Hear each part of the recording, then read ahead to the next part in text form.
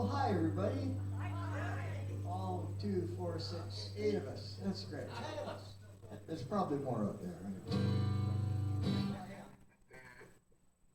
look forward to this every 2 weeks because it's the only time I ever get to play this tune. I love this tune, and it speaks for a lot of what I feel about unity. I hope for you too.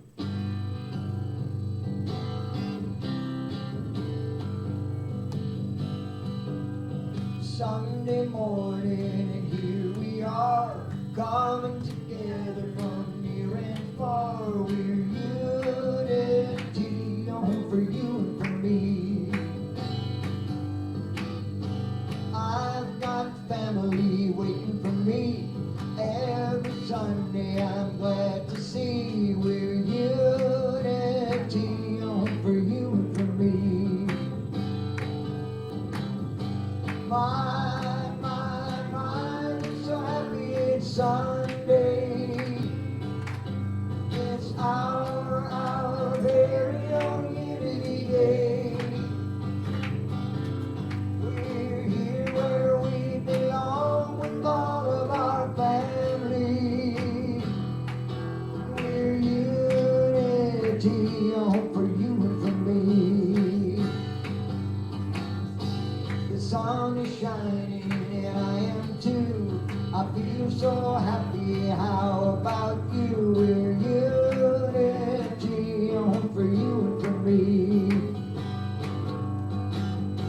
We're so grateful that love abounds with our brothers and sisters all around. We're unity, home for you and for me.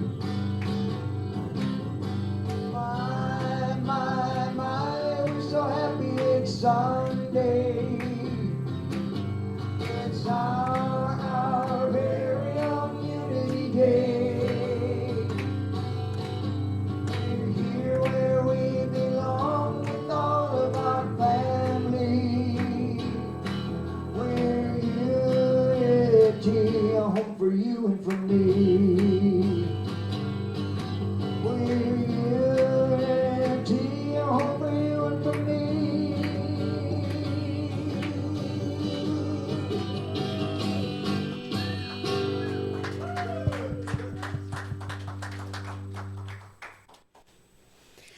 Thanks, Jim. That was really a really good song to start us off. It gave me lots of energy, and I feel rousing now. Good morning, everyone. Good morning. And welcome home to Unity of London, 501 Nelson Street in London, Ontario. Welcome home to our longtime members, our returning guests, and first-timers, and all the people watching us now on Zoom, and those who will watch us later on YouTube. This month of December's power is life. The color is red, and it is located around the reproductive organs. The apostle is Judas. He represents the cleansing of selfishness, allowing the little force to flow to every part of the body. The life force to flow to every part of the body. And the affirmation is, I am filled with life, sweet life. At Unity of London, we celebrate the spirit of abundance.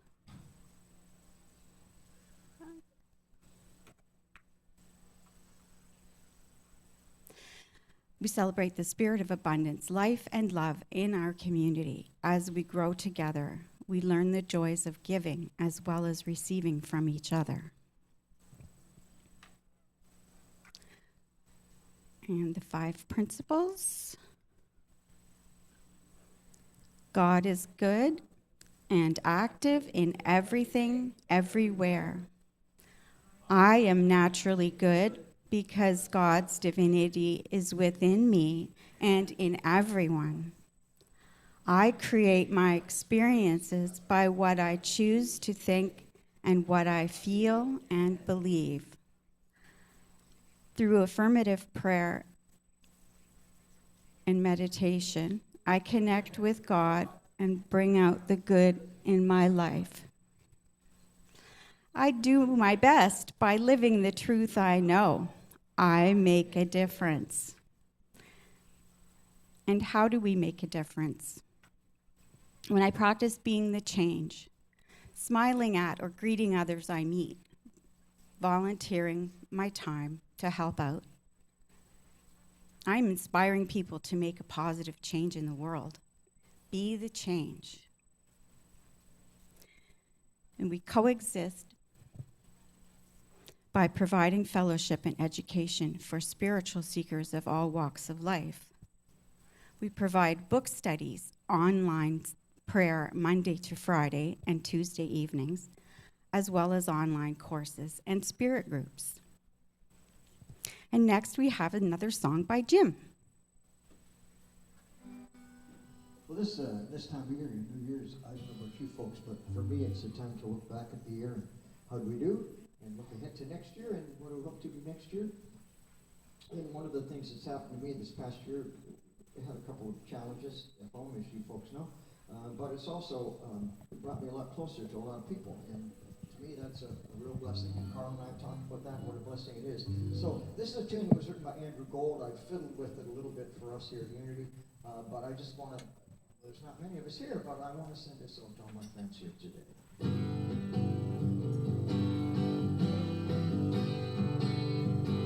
Thank you for being my friends. We're traveling down the road and back again. We're a family too, we're a part of a unity. I'm not ashamed to say, I hope it always will stay this way.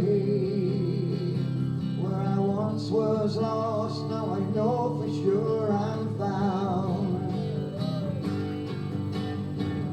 When we come together every Sunday in the sanctuary, I look around and I know that I have found the perfect place for me. Thank you for being my friends. Thank you for being my friends. Thank you for being my friends. Thank you for being my friends. Sunday mornings are time. We come to unity and there we find the love we need in a home full of friends. I'm not ashamed to say, I hope it always will stay this way. Brothers and sisters sharing all the love we can. When we all get older with one hair gray, have no fear, though it may be hard to hear, I will stand right up and say, thank you for being my friends. Thank you for being my friends. Thank you for being my friends. Thank you for being my friends. I'm glad we all are friends. Yes, we all are friends. And how lucky it's been, because we're all friends.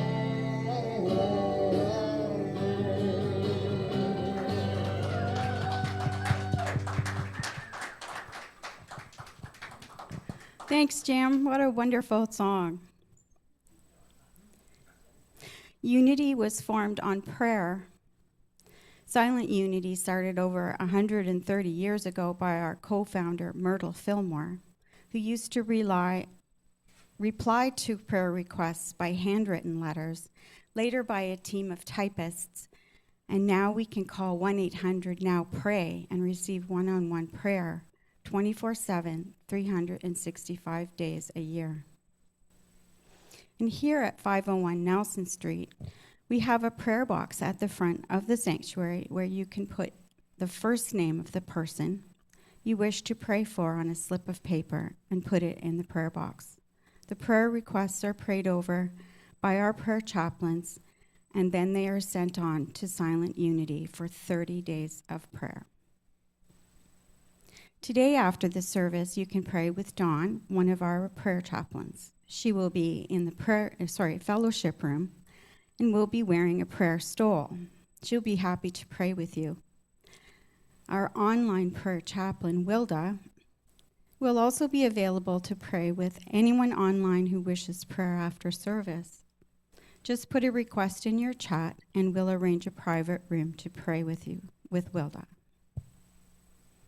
Now let's go into prayer. Close your eyes if you're comfortable or dim your gaze. Take a deep breath and relax into your chair. Put your feet flat on the floor to ground yourself and your hands facing upwards in your lap if you wish. As we come together this morning, we are grateful for the opportunity to spend this time with our Unity community. We bless everyone attending spiritual gatherings, knowing that there are many paths to the one God. We bless all those watching on Zoom at home and those who will watch us later on YouTube. This month we hold in prayer Unity Halton Peel and Centers for Spiritual Living. Today as we pray, we are grateful for this time together. We go to our heart space and center ourselves on God.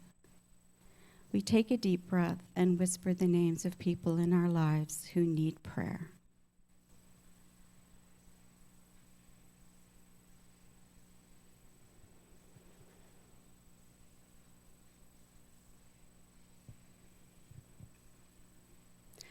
Blessed loving Spirit, we imagine the blessings flowing through each of us and all those who we pray for. Beloved Spirit, we are one with you, and we know that, and we affirm that we take you everywhere with us, when we are at work, when we are at leisure, and when we are resting. We listen for the words, ideas, thoughts, and are ready whenever we get a feeling for good and right action. We are ready, Spirit, whenever you call us. We are prepared to transform for the one who makes it all possible. Thank you, Spirit, and so it is. Amen. And now I'd like to invite our platform assistant, Nancy Youngson, to read the daily word and introduce our speaker.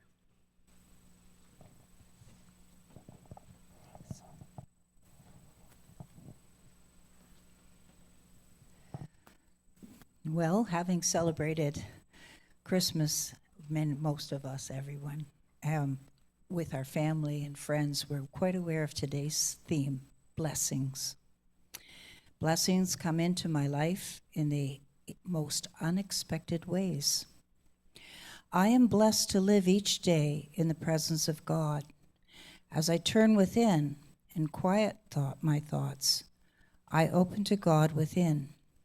Grounded in this presence of wisdom, love, and peace, I feel connected with the divinity of all beings. In this awareness, I become newly aware of expressions of God everywhere. I feel blessed to behold nature's beauty, perhaps snow glistening in the moonlight or the sun warming the earth, and birds soaring across the horizon. I find joy in smiling faces. I hear the laughter of friends sharing simple pleasures. I enjoy the beauty of holiday decorations hung with care and appreciate the sacredness they represent. Acts of selflessness and selfless service show me God's love in action. I am grateful for these blessings and for my infinite unfolding good. From Jeremiah 17, verse 7, Blessed are those who trust in the Lord, whose trust is the Lord. Today's speaker is Tony Orvidas, no stranger to us here at Unity. Tony is a lifelong student and teacher of abundance manifestation, an experienced mentor, speaker, and trainer, and author of Using the Law of Attraction. And also he's a devoted member of the book study group. For those of you, he's a great contributor. And we welcome him today because he's an intriguing title, Are You a Transformer?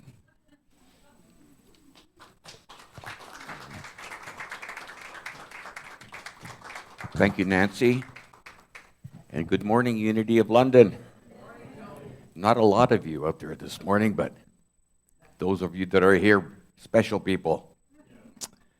Okay, as you know, the title is Are You a Transformer? Now, what's it going to be about? Well, transformation and transformers, of course. Now, a transformer, well, it could be a Hasbro toy, a Paramount movie star, or a Marvel comic book character. It's a member of a fictional species of sentient, self-configuring, modular, biomechanical alien robots. If you don't know about them, check with your grandkids or whatever. They originated from the planet Cybertron and have the ability to change their shapes at will. These living robots can transform their physical forms into alternate modes, such as vehicles, cars, trucks, jets, weapons, or even mechanical objects. But they're regretfully not what I will be talking to you about today. So my apologies to the guys here and my fellow nerds. Instead, I will be sharing information with you about personal spiritual transformation.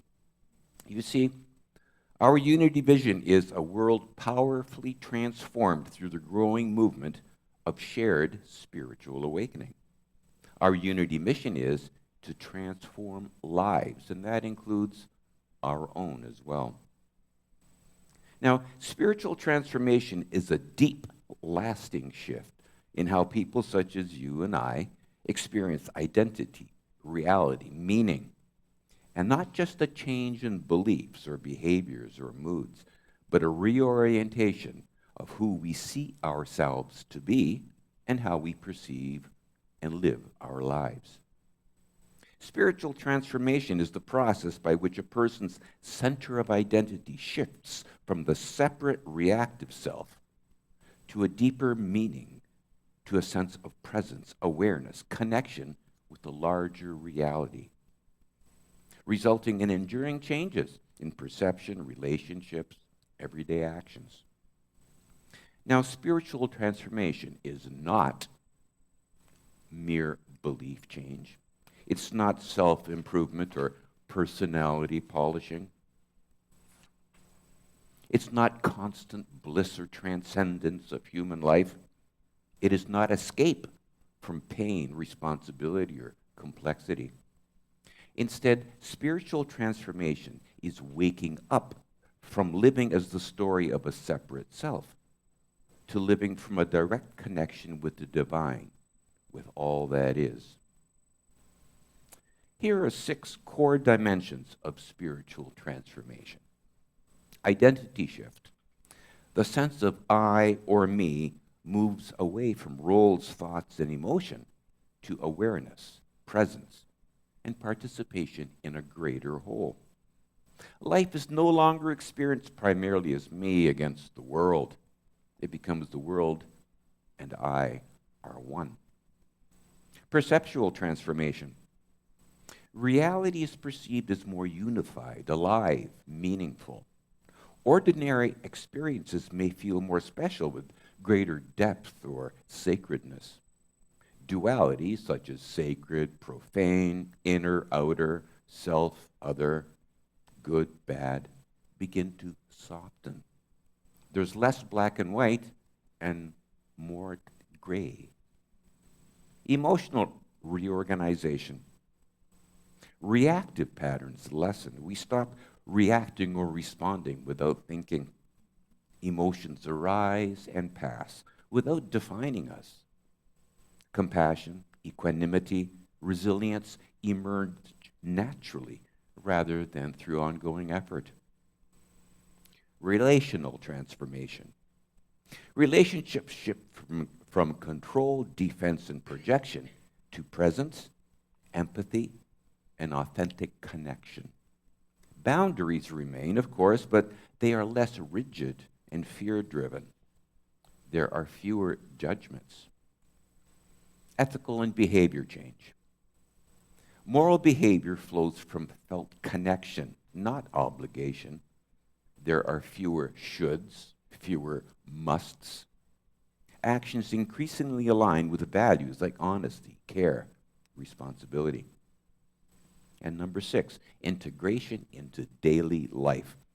Transformation is not confined to peak experiences. Spiritual insight becomes embodied in our daily life, in our work, our relationships, in our suffering, and yes, the Buddha says we all suffer, and in our ordinary routines. This morning, I'll be sharing some more information and some neat stuff about spiritual transformation from a book called Ordinary Enlightenment by John Robinson. The Unity of London Book Study Group focused on this volume earlier this year. In the book, the author identified 24 transformational practices or exercises that we could employ to become better versions of ourselves. I want to talk to you about them. Now, we could check out all 24. That would probably take us to about 1:15 this afternoon. Or I could do just a quick overview of my favorite ones, my top 10, if you will. And we'll be finished in probably the next 15 to 20 minutes.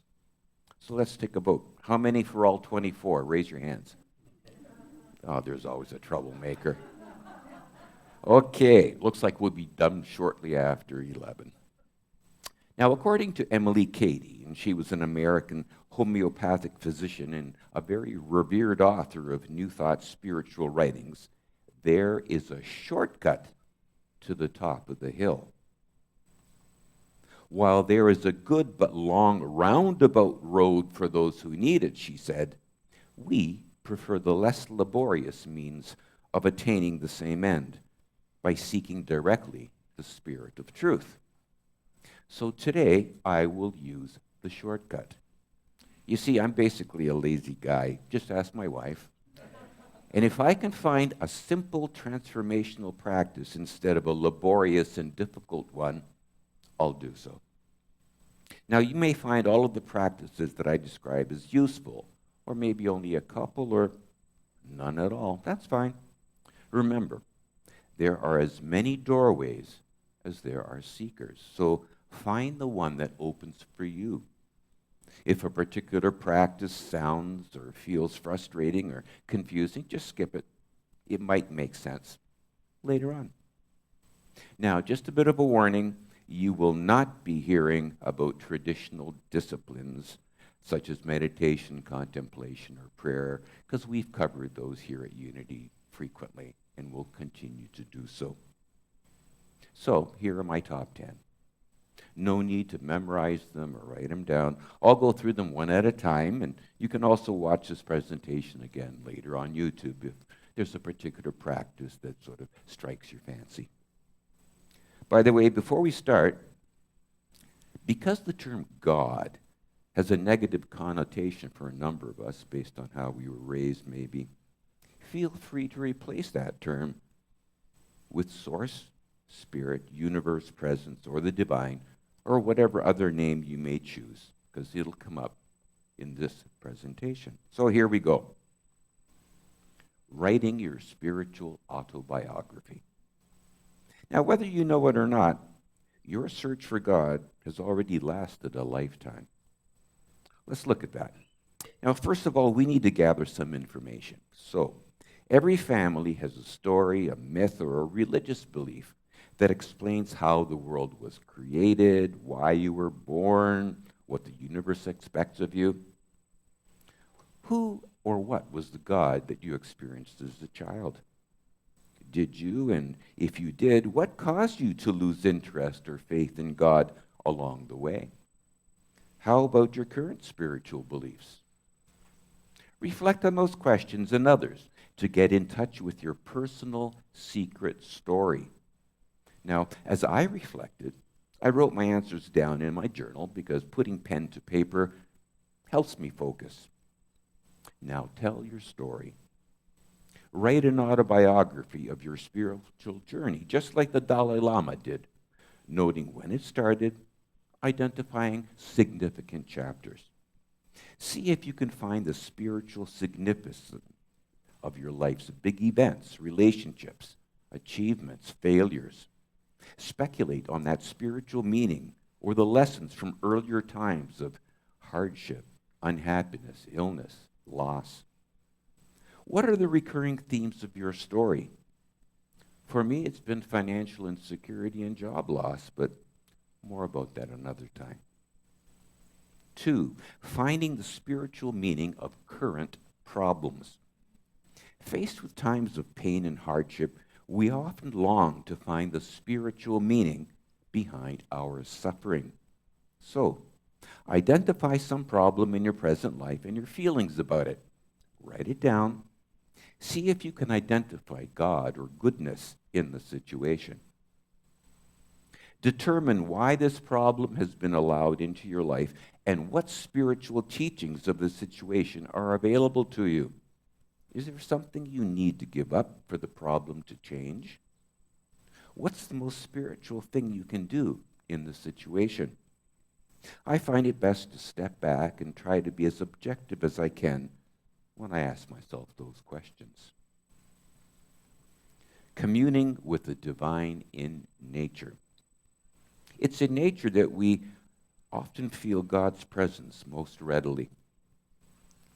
Even the most skeptical person generally feels some kind of living presence in the woods, mountains, farmlands, fields, streams.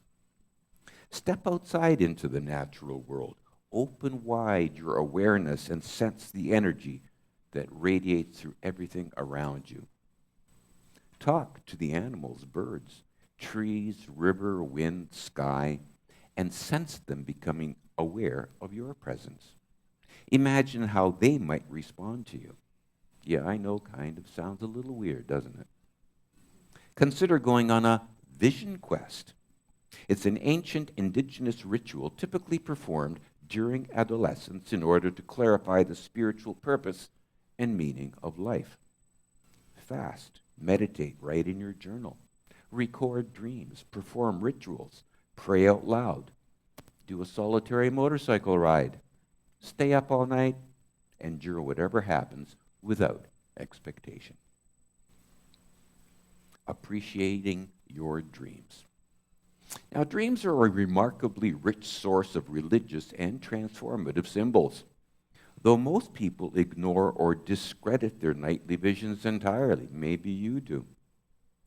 Now, this cryptic language of the unconscious not only symbolizes our current struggles and conflicts, but at a deeper level also depicts the universal spiritual journey.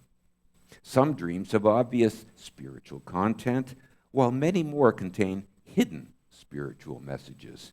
The key is to understand this metaphoric language. Write down your dreams.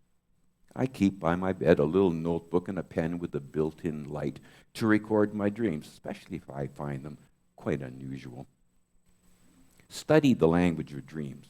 Learn dream interpretation. I once took a course in that, participated in some group dream analysis, and it was fascinating.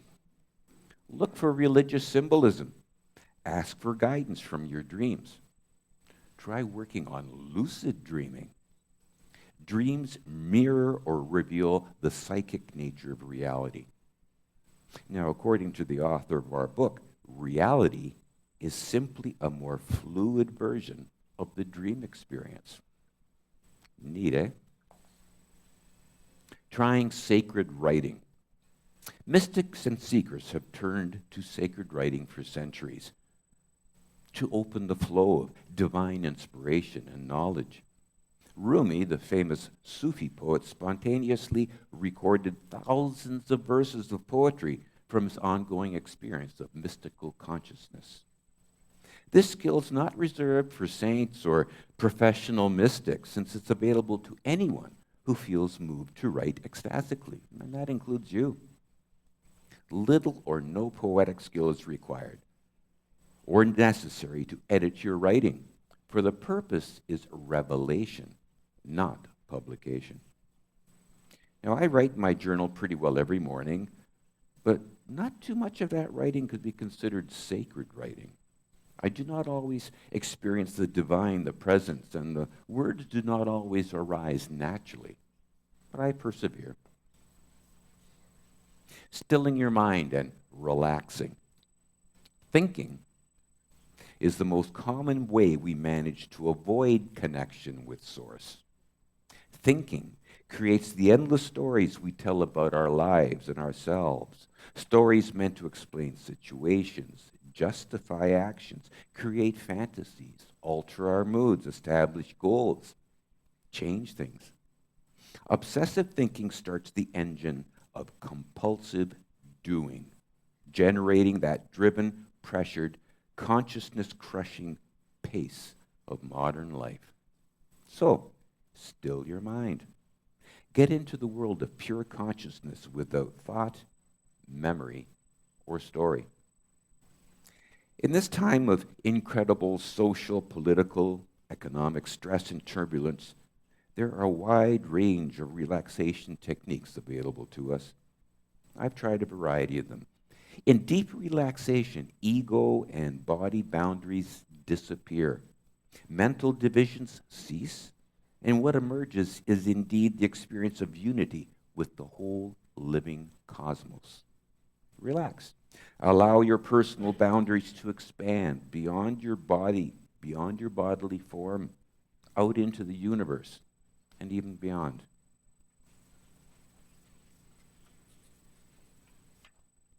Practicing happiness. The ancient Hindu formula for reality is this: existence equals consciousness equals bliss, which basically means that being or existence ends up as ecstasy or bliss. Now, our cultural rules for happiness, however, consistently deny this remarkable discovery. Their conditional formula tells us we can be happy only when something takes place, like losing those last few pounds, getting richer, meeting the right person, things like that. We live in our mind's familiar, worried, goal-burdened story of struggle, of survival, and we postpone happiness. But why wait?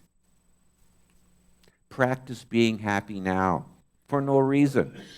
Let the joy of being make you warm, friendly, cheerful, caring, and kind, spreading this intrinsic joy everywhere you go, with everyone you meet.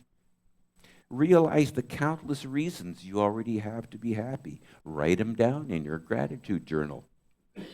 Happiness is your essential nature, the divine being of your being in the very bliss of existence. In discovering happiness, you'll also discover how very much you have to give, for happiness is itself one of the deepest sources of generosity and of love. Achieving ecstatic spontaneity.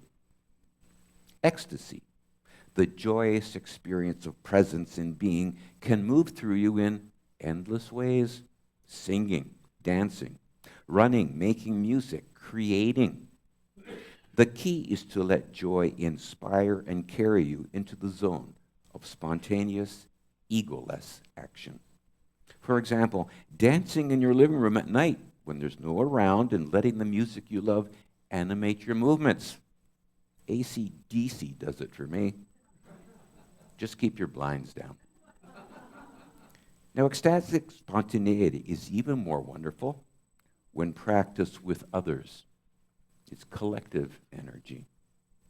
People from all times and cultures have created and ritualized collective ecstatic experiences. They include tribal dances, rock concerts, solemn masses, or exuberant religious services, great symphonies, movies, theater, even sporting events. In unified rapture, individual boundaries are forgotten, and the community is enlivened, uplifted, and healed. Confronting the tyrant. That part of your personality which demands absolute agreement and the compliance with the rules and ideas of your childhood, most of which has never been fully reviewed or examined. The tyrant is especially controlling with respect to religion and spirituality, insisting that you worship in rigidly prescribed ways, hold certain beliefs, no matter how false, or destructive, and resist all contradictory ideas. In my case, it was my strict Catholic upbringing. This inner tyrant, therefore, poses enormous obstacles to spiritual progress. So take some time to recognize the language of the tyrant. You must, you should, be better. You have to, or else.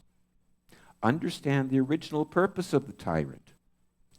Initially, it protected you, ensuring you didn't get into too much trouble. But now, it's time to replace that tyrant. Take over its function by deciding for yourself what is real and true on the basis of first-hand experience. Challenge that tyrant over and over because it forbids you from knowing God directly. Try to uncover and release the original fear and pain that still gives that tyrant authority over you. Consider therapy or counseling like I did.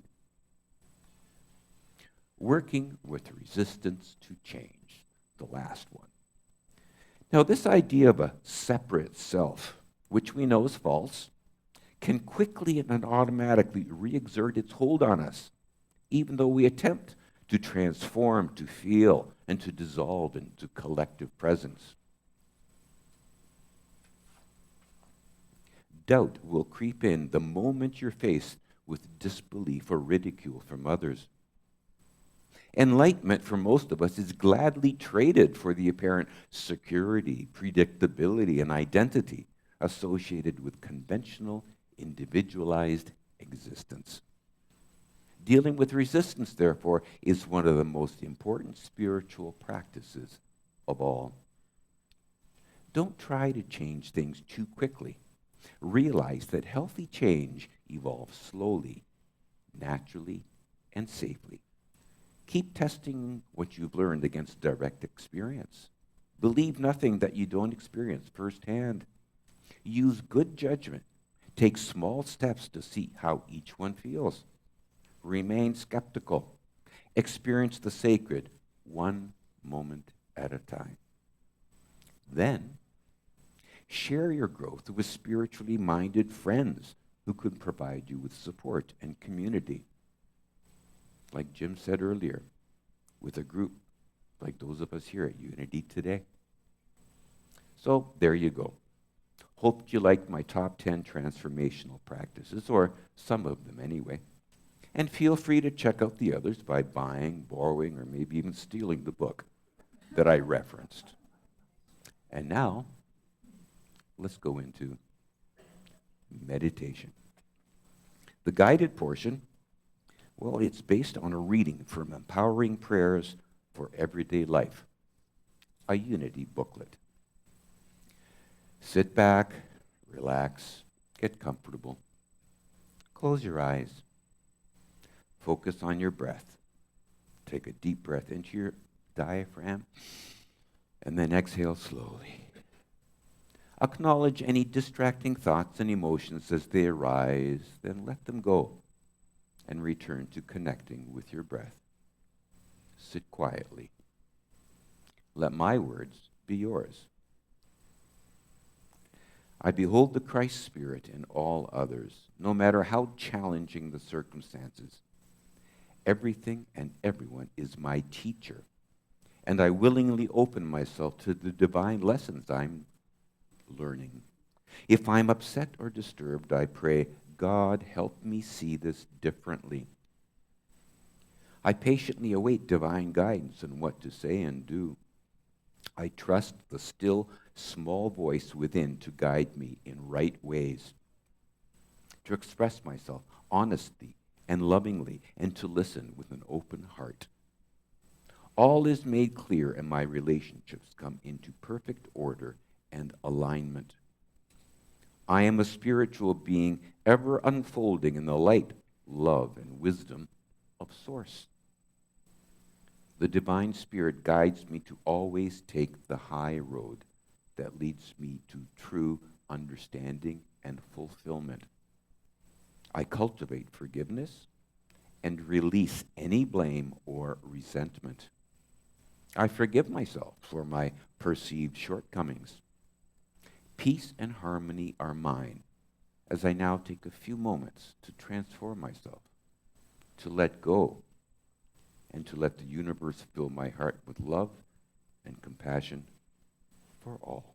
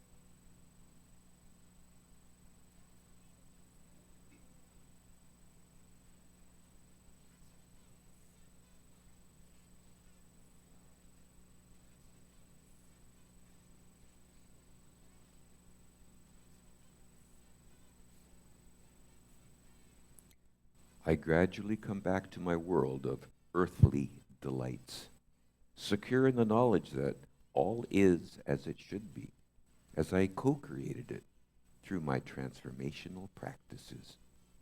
And so it is. Amen.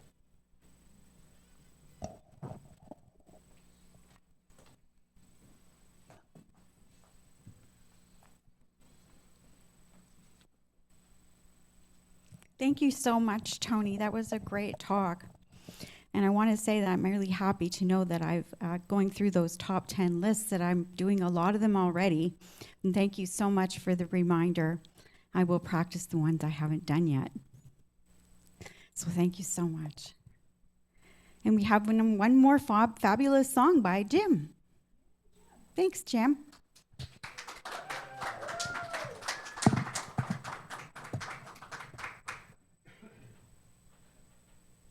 I have found, and I've shared this with you before, that particularly the last year, I've found that a new appreciation of the importance of unity in my life.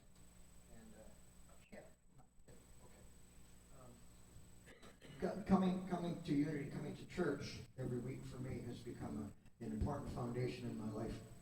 And I know many people go to church regularly for different reasons. There are some religions and some denominations that may be represented here where you kind of went out of fear that if you didn't go, God was going to get you.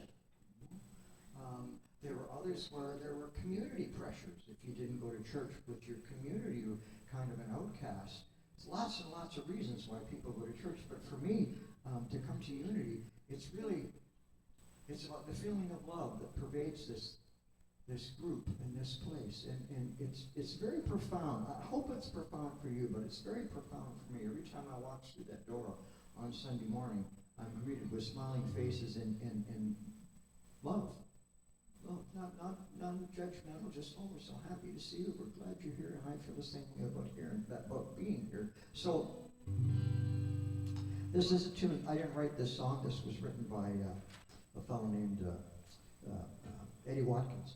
And Eddie Watkins has done a lot of music for Unity and for a lot of New Thought religious organizations. But this one, I was thinking about this last night again, looking back over the year and why I did the things I did and how that difference it made in my life. So this is Eddie's tune, and it invites you to look around at the people around you, and I hope you'll do that. And you'll see.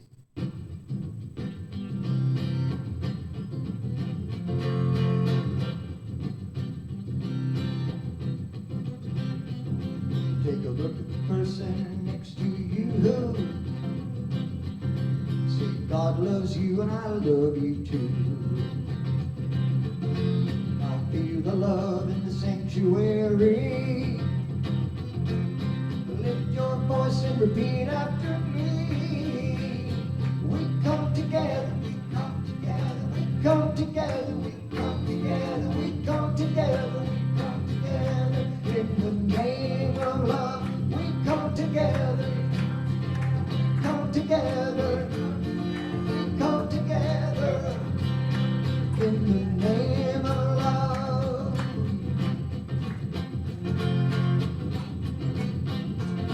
Now look at the person next to you. I recognize the God in you.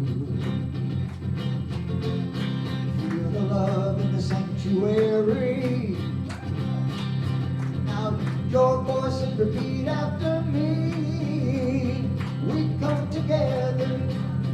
We come together. We come together. In the name of love, we come together. We come together. We come together. In the name of love.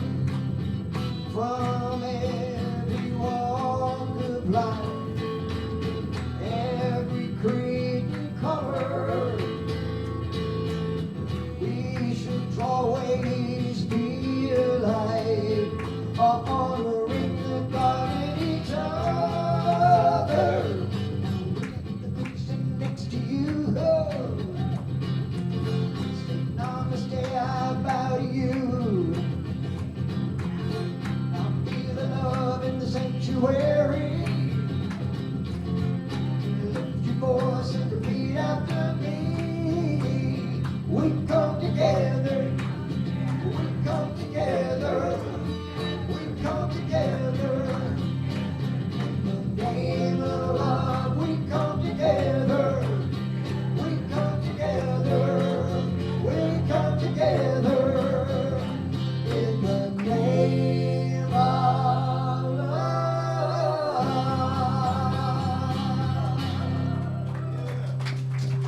Oh, nice job singing, folks. Wow. You'd think there were double the people in here for the noise we made. Wonderful. Now, this is the time for us to share our treasures with our spiritual community.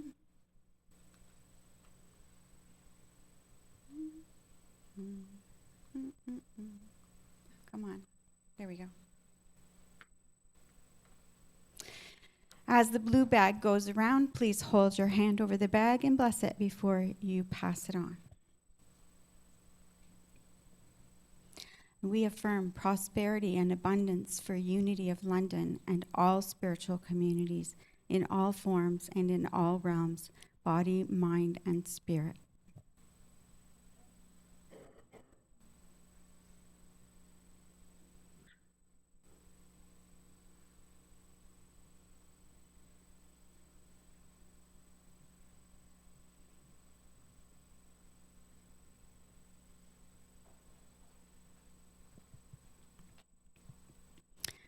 Okay, we can read the prosperity blessing.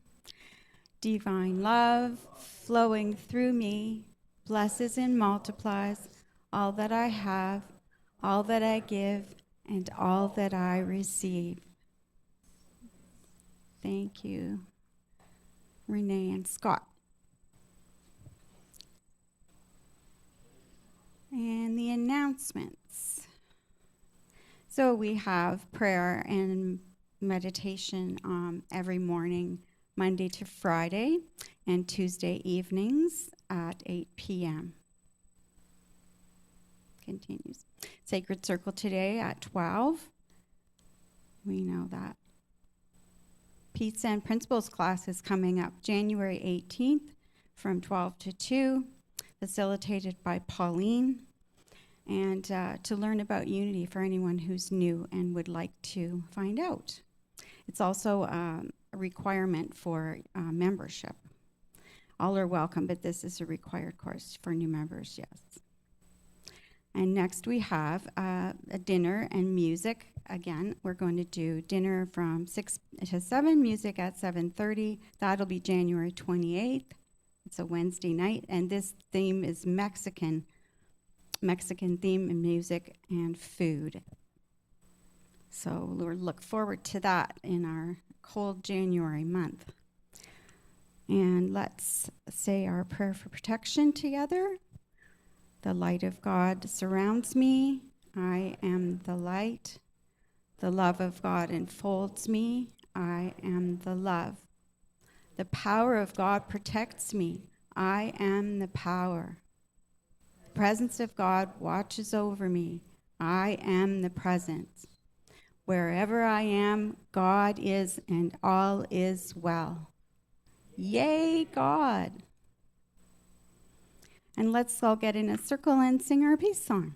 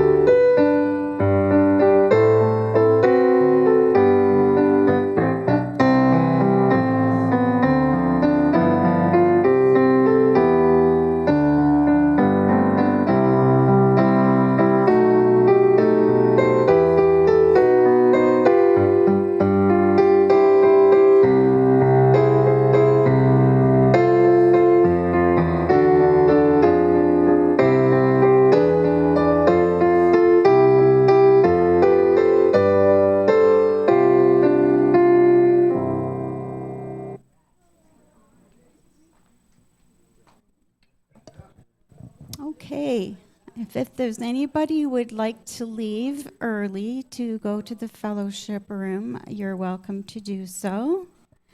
And if anybody would like to say anything about Tony's talk or